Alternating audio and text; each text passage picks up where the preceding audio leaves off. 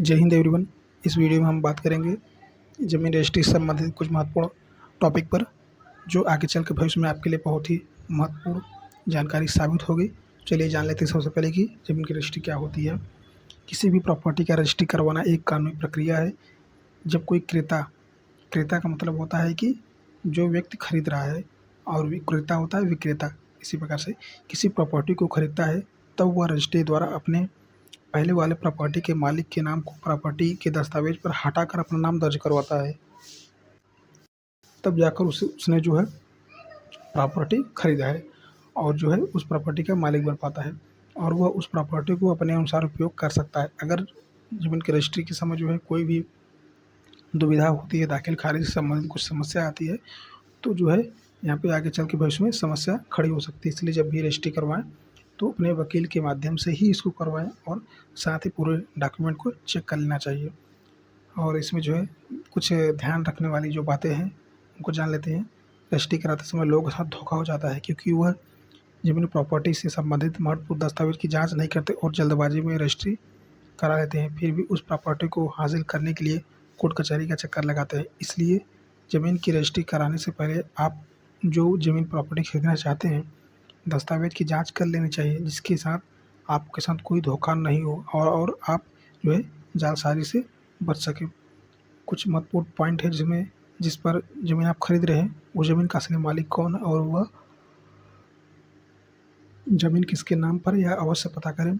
जो आप ज़मीन खरीदना चाहते हैं उस ज़मीन को जो है बेचने वाला स्वयं उस ज़मीन का मालिक है, या उसके पास उस ज़मीन के असली मालिक द्वारा दिया गया कोई पावर ऑफ अटॉर्नी पेपर है।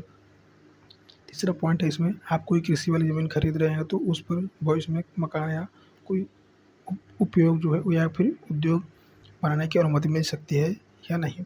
तो ये सब चीज़ जो है बहुत ही महत्वपूर्ण जानकारी है। आप जब भी ज़मीन के लिए लेन देन करें तो इन सब चीज़ों पे जो है विशेष ध्यान देना चाहिए।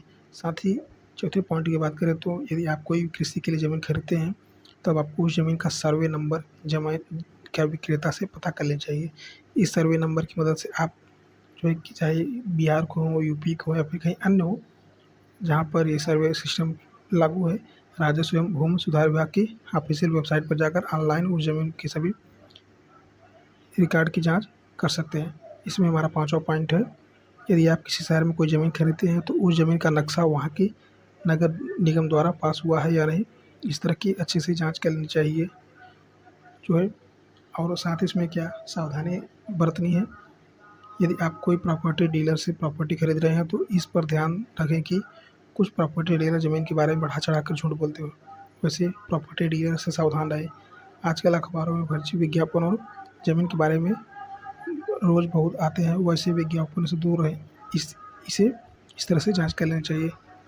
कभी भी आप ज़मीन जब भी आप खरीदें तो आपको ध्यान देना है कि पूरी ज़मीन की जो है कितने उसमें खाता धारक हैं, क्या हिस्सेदारी है, या फिर ज़मीन की कुछ टुकड़ा या कुछ हिस्सा बेचा गया है या नहीं।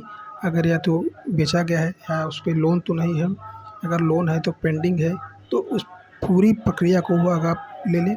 अगर उस ज़मीन का पर कोई लेन देन हुआ है तो आगे चल के आपको ही समस्या हो सकती है। आई होप वीडियो को समझ पाए होंगे और प्रॉपर्टी से जुड़ी जो है क्या सावधानी बरतनी है वो भी आप लोग समझ पाए होंगे। मिलते हैं नेक्स्ट वीडियो में, तब तक के लिए जय हिंद, जय भारत, वंदे मातरम।